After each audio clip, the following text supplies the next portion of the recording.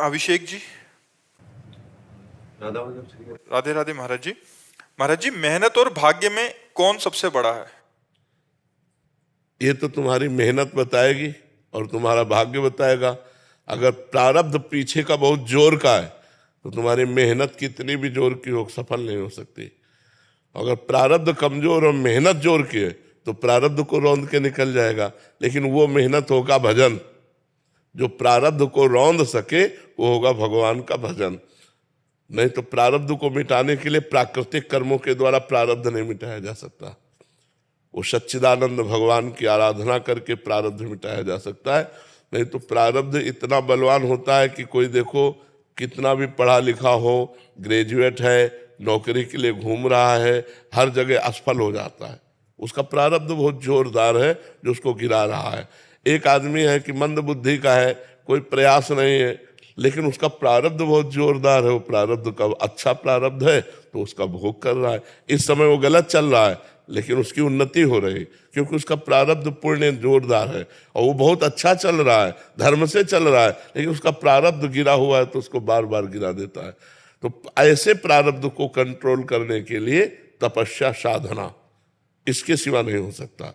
अगर हम भगवान के लिए अपना जीवन अर्पित करके नाम जप करें तो प्रारब्ध बदल सकता है, या प्रारब्ध रहते हुए भी हम उन्नति को प्राप्त हो सकते हैं।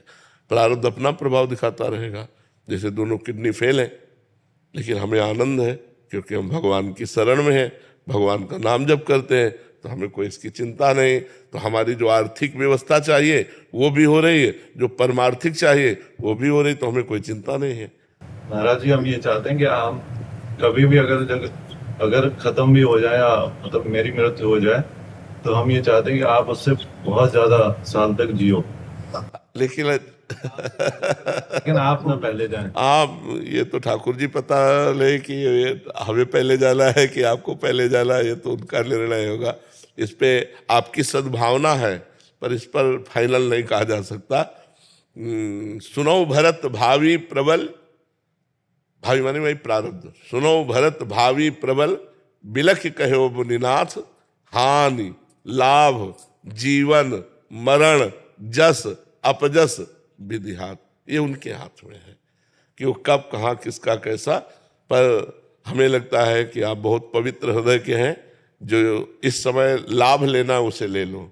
जो उपदेश सुन रहे हो उसके अनुसार अपने आचरण बनाओ और नाम जप करो और निकल चलो इस असत संसार से भगवान के चरणों की तरफ बढ़ो आगे ना।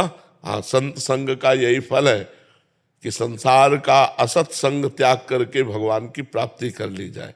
साधु समागम का यही फल है कि हमें भगवान प्यारे लगने लगे, उनका नाम प्रिय लगने लगे, गंदे आचरणों से घृणा होने लगे, तो समझो संत समागम हुआ है।